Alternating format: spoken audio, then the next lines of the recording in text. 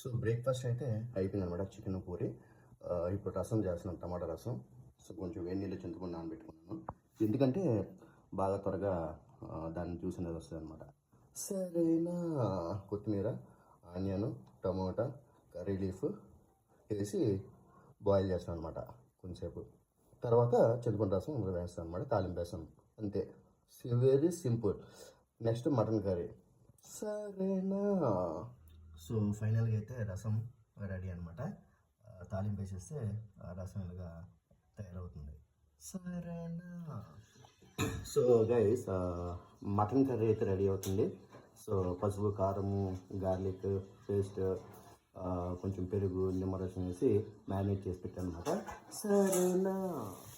So biryani సామాన్లు అన్నీ వేసుకున్న తర్వాత ఆనియన్ చేసుకుని పచ్చిమిర్చి చేసుకొని ఫ్రై చేసుకున్నాను. సరేనా. సో ఆనియన్ బాగా ఫ్రై అయిన తర్వాత అల్లం వెల్లుల్లి పేస్ట్ వేసుకొని బాగా వేసుకోవాలన్నమాట. తర్వాత టమాటా వేసి దగ్గరగా ఫ్రై చేయాలన్నమాట.